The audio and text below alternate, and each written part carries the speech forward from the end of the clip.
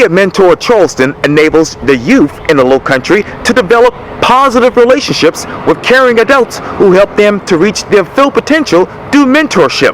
Today, I talk one-on-one with the Director of Programs for Be a Mentor Charleston, Emily Cruse, for this edition of Quintin's Close-Ups. And if you haven't already, subscribe to my YouTube channel and like Quintin's Close-Ups on Facebook.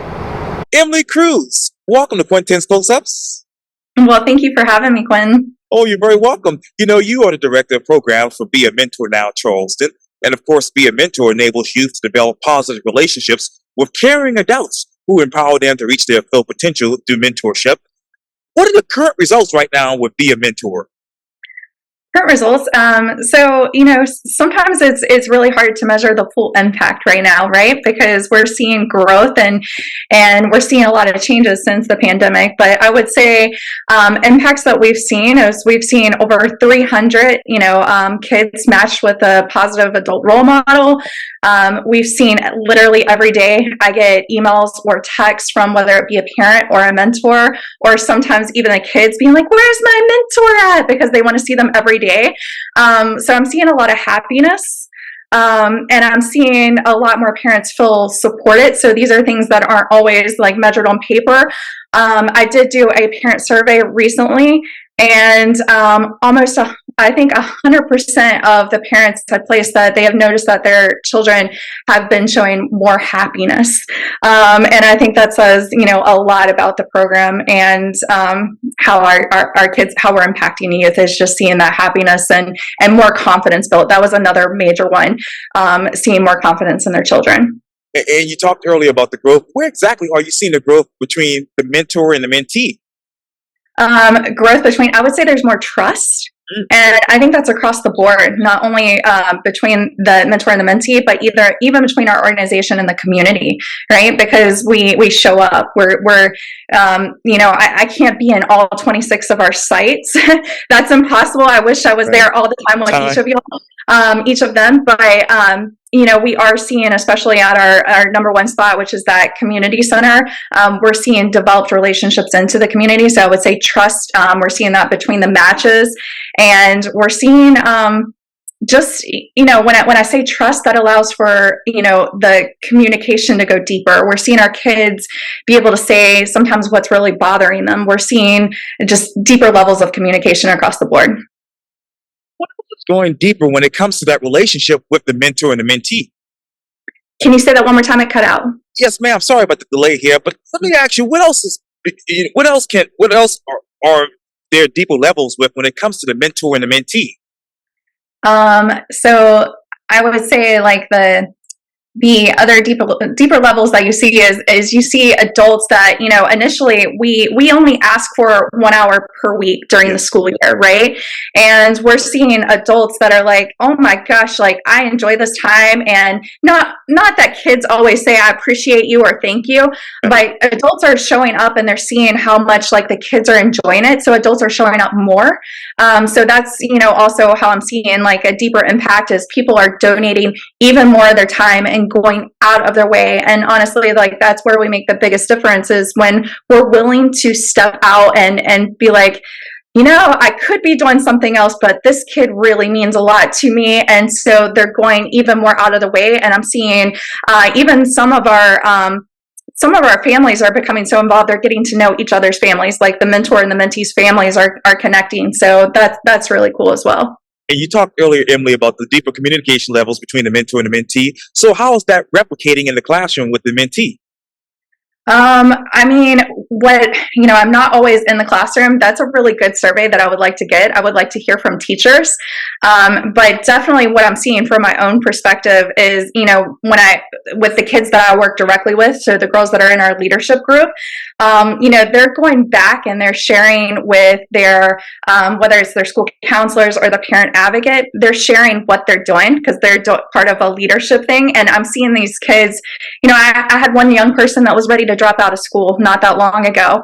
And all of a sudden, once she kind of got like this leadership role and she got connected in the school and outside of the school, now she's excited about what she's doing. And she's like, Miss Emily, my teacher wants her kid to be part of the group too, because this young person is now going to be leading our kids that are younger than her in a small group. So as far as, taking that to the classroom, I think, again, you're seeing, and I hope all the teachers are seeing this, just more communication, kids getting a little more comfortable in their own skin because they have a safe space. They have someone that's listening to those other things that are going on in their life.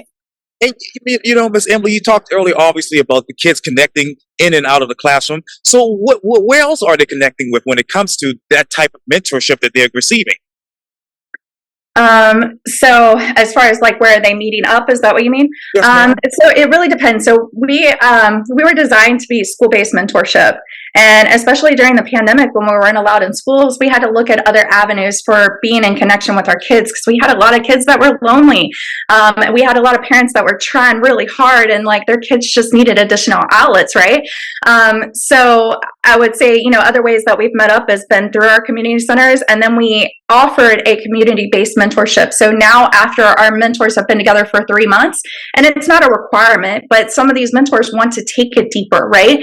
So after they've had that meet up for 3 months and they start to develop a trust, and each of them feel safe together, then we get additional permission forms, and then the parent or the mentor and the child are allowed to go into the community. And we've seen, mentors who have taken kids to college shores. We have seen mentors who've just gone and had some fun taking a kid to the beach or to go-karts. So we're seeing like just this, and also in addition, like those things can get expensive, and that's not something that all mentors are able to do. So we offer a lot of opportunities where it's on us, so to speak. So we have a great relationship worked out with the Stingrays. So just this past Saturday, we took about 60 people to the Stingrays game. And that was, no cost unless people wanted to get additional food. And we did find, some people who might need extra help with that. We found a way to get their food covered as well. So we really try to break down the barriers, because all kids should have some opportunities. And what other barriers are you trying to break down right now when it comes to these kids? Access. I'm a big believer in, even, and it's not something I've been able to do everything with. So, if any of your viewers are listening and you have a gift and you want to open a door to an opportunity for a kid, really appreciate you. But, I'll go down to the community center, and this is just an example. I have some of the best athletes I've ever seen in my life. Like, these kids can do incredible flips who have never had an ounce of gymnastics, never had that opportunity. They just have a natural inclination towards something. So something I've been known to do is I get on a phone until I find somebody who's willing to give a scholarship. And then, sometimes we still have an issue, even, sometimes the barrier that often happens is a transportation barrier. So sometimes it might be I'm trying to get a kid there, or we try to find just some other way. Maybe it's an auntie, someone who can take a kid. So we're really trying to knock down barriers that might keep a kid or keep a family from something they might be gifted in. And it comes down to whether it be schooling. I tell everybody, I had some really smart kids. I went to a very worked at a high need school. I had some very intelligent kids, but did they have somebody helping them fill out an application for, let's say, Academic Magnet, which is a number 2 school in the entire country? It's not that there's not a lot of smart kids here, but did they have somebody helping them? Because there's a lot of paperwork that goes into that. So, that's another thing that we've been trying to get to know our parents. What do you want? Do you want this opportunity for your child? We'll sit down and help you in that process if you want that. So those are just, some of the ways that we've tried to knock down some barriers for families. And Ms. Emily, I have to ask you this simplistic question, but exactly what else do the kids actually need more help with? It depends, what age and what school that we're really looking at. So, overall, I would say kids in general.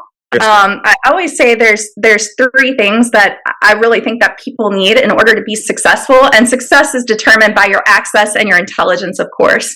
But I think there's 3 main things that our youth need help with, and it's been exacerbated by the pandemic, because our kids haven't been in a place where they've had their social skills. Technology, the pandemic has really stressed these things out. But I think number 1, our kids need help with just basic self-control, right? Like that is something, in order to be successful in the workplace or be successful in our schools, we have to develop self-control. So that is something, like, it sounds really silly, but our mentors, even coming in and playing a game, our kids need to learn to lose. They need to learn to win. They need to learn to take turns. That's all basic levels of self-control. That self-control, eventually it leads to your relationship skills, and that's when you learn empathy. Like, so that's number two that we got to develop with our kids. Our kids, like, I hate to break it to people, but kids are mean. I love kids, but they're mean, and they haven't developed that empathy. So that's number two. That's our job as adults, is we're showing up in spite of sometimes their actions. We're showing them empathy and grace and loving.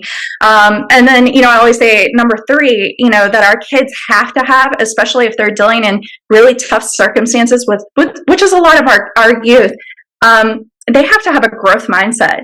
I'll never tell a kid just work hard, because that's BS. I'm sorry. I know the hardest working people in the world, and life was always hard for them. But what I always tell my kids is, you might be 2 years behind academically, but you got to keep that growth mindset, or you're not going to make it out. So, that's really what a lot of our focus is in mentoring, is developing those skills of our self-control, our empathy, and you got to have that growth mindset. And I believe that our kids will get wherever it is that they want to be, whatever their highest level of success, they'll reach it if they develop those skills. So you want those kids to get that particular growth mindset in their minds, in their hearts, and in their lives. So what is being now Mentor Charleston's growth mindset?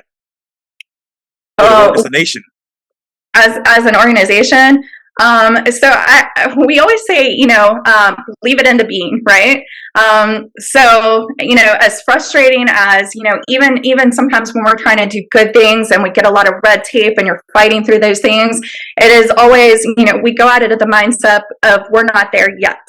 I don't have everything together. I don't have all the answers. I can't solve the problems. I'm not the savior, anything like that. But, what we can do is we can keep having these conversations. We can keep not only having the conversations, but putting things into action. So that's really, our focus at Be a Mentor is, we're always educating ourselves. And we're having those conversations, and we're saying, I might not have it perfect. I might not be there yet, but I'm going to get there. And that's really what we try to model to our youth too. Like, I don't know yet, but I'm going to try it. Like, right. That's repeatedly what the kids hear me say. And then obviously, when you talk about relationship skills, you all actually have a professional relationship now with the Gullah Geechee Angel Network. Talk to me about that. Well, first of all, I love Elder Carly. She's just absolutely, I smile as soon as you talk about her. She just has such a good spirit and energy about her. So that kind of started, we're both working out of the same office, the Ripple. Yes. And we just started having conversations about our Leading Ladies group. And it's really important to me that the majority of our kids that, we are in community with at the center are African American. And so it's really important to me that the kids see representation. And not only that they're seeing representation, but they know where they come from.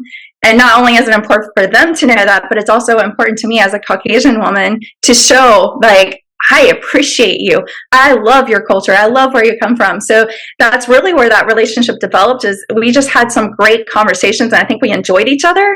And I was like, Elder Carly, like, we got to get you involved. And so she was hosting a couple Gullah events. And so my girls came out for it, and my girls got really into it. It was the first time they saw themselves in that way, being able to hear the music and learn about their culture. And I think they've been to 2 or 3 of her events now. And we're hoping to do more stuff in the future. But that's really, and then she also has a lady named Jasmine that's kind of a part of her group that does hair braiding. So Miss Jasmine came in and taught the girls some braiding skills and taught about the importance of braiding in the culture. And again, it was a learning opportunity for me too. And I think that's, the kids seeing themselves, but also seeing that somebody appreciates that might be different from you, that appreciates where you come from and loves you, I think is really important along the way. Talked earlier, obviously, Emily, about representation. What was that representation for those mentors and for the mentees prior to the Gullah Geechee Angel Network's relationship?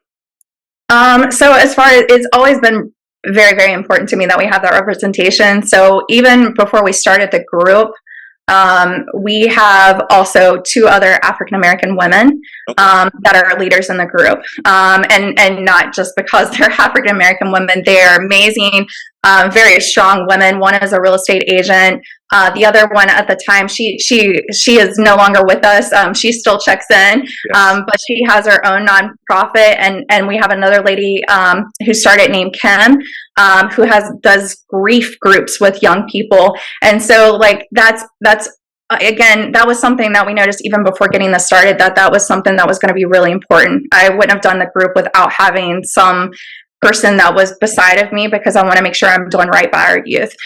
So that was already in the works. And same thing with our boys group. Before we started the group, that was something that was important, that the kids could see themselves in their group leader. As far as our mentors, those 300 mentors, prior to the pandemic, we grew by 60% in our representation of African American, but our numbers dropped significantly because a lot of people moved. We lost a lot of kids along the way, and so we're repairing that, regrowing that. Right now, I think if I should have looked this up again, but I think it was right around 70% Caucasian to 30% African American, and that's something that we need to improve upon. But one thing I do think about that is the kind of about the representation of Charleston is about 70-30, but we have a lot more mentees. So like from our mentee perspective, it's about 70% of our mentees are African American. So that is something we want to improve upon,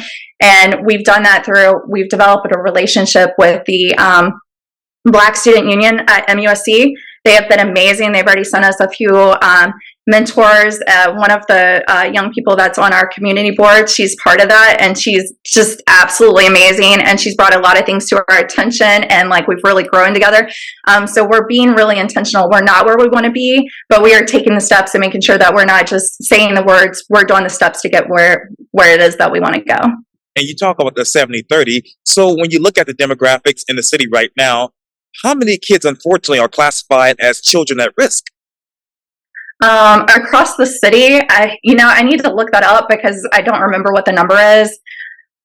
I mean, I do know that the majority of our schools, some of our schools are almost 100%.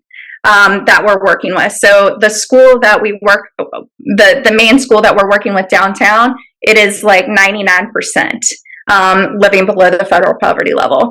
Jacora Elementary is another one of our schools, and I don't know if this has changed, but last year it was 100%. So, I don't know right off the bat overall as the city, but the schools that we work in, many of them are very, very high in the 90s as far as kids living below the federal poverty level.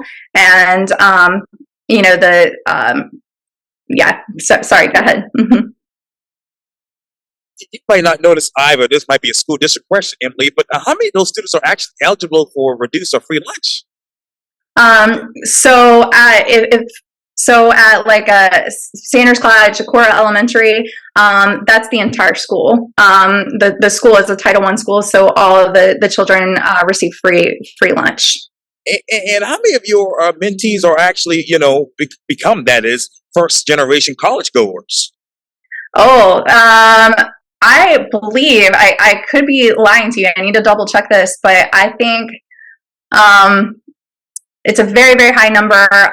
I need to actually get the data on that because I don't want to misspeak on that. Sure. I know in my girls group, I have one parent, out of the 12 girls that we have in the girls group, I have one parent that has an associate's degree, and I know she's wanting to go back for a bachelor's degree. I have another parent that is going back to school, and we have another parent that is just signed up for a GED program.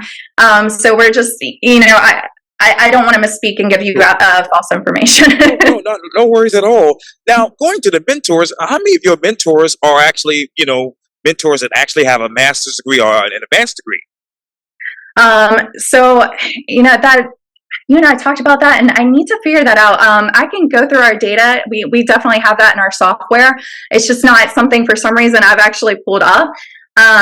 The majority of our mentors have at least a bachelor's degree. I think nearly, I would say at least 85% of our mentors have a bachelor's or above.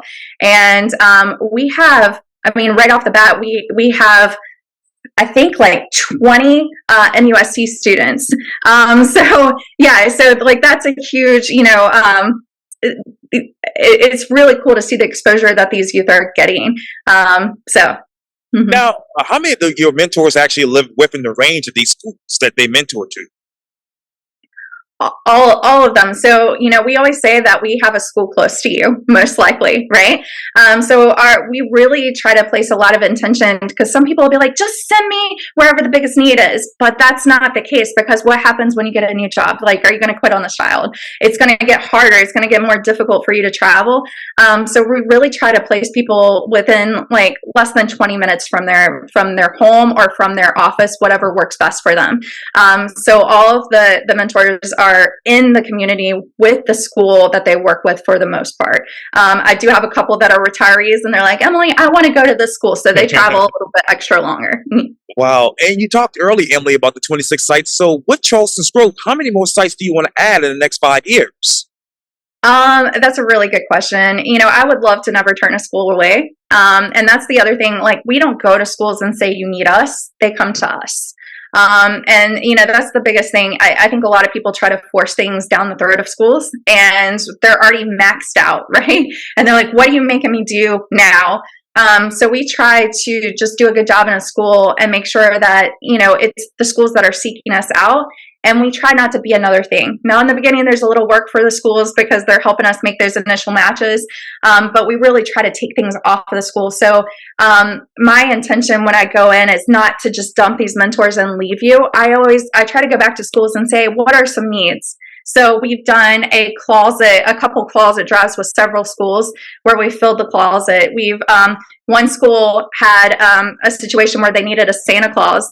And because we had a business that had, they sent a lot of mentors. We called, talked to some of the mentors, and one of the mentors was willing to dress as Santa Claus. So, we try to really be intentional. Right now, it would be really hard for us to expand because we don't have enough people on our team. So, my hope would be in the next 5 years, if we could hire a couple more people, there would be no school that we'd be saying no to, because our schools go as far as Kane Hoy Elementary, which is in Berkeley County, all the way to James Island, to Camp Road Middle School. So like right now we are stretched way too thin. So my goal for the next 5 years would be if we had probably 2 more people to be able to be intentional. Because right now we're getting at that point where we can't go as deep as we would like to be. And in order to set up a good match and longevity, we want to make sure that we're providing a higher level of customer service to our pairs.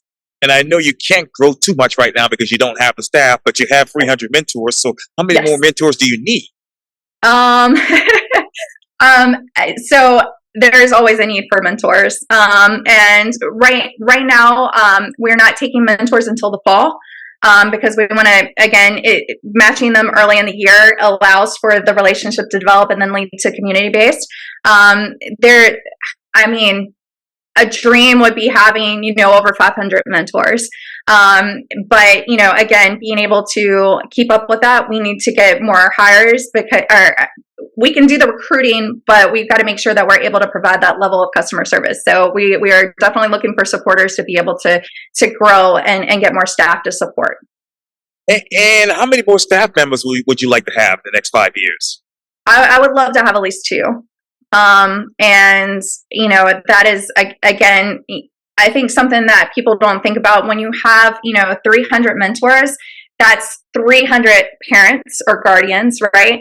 And then that's 300 kids. So you're really dealing with almost 1,000 people. And so like in order to, and I feel like I'm not able to give all that I want to give to each individual match.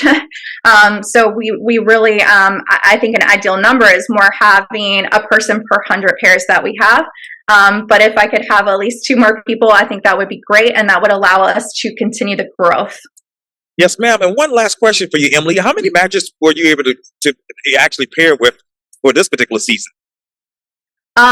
This year, I think we ended up with 120 new matches. We had a lot of, it's been a pretty good year, and that's not with real heavy recruitment yet because we were just getting back into schools and stuff. It's been a great season. It really has. Again, like a number 1 spot this year has been MUSC. And there have been some great consistent mentors that have come out of that and great stories, Yes, ma'am. That's amazing. Well, Emily Cruse would be a mentor now, Charleston. Thank you for your time. And again, Welcome to Quintin's Close-Ups. Oh, thank you so much. I really appreciate you. You're very welcome.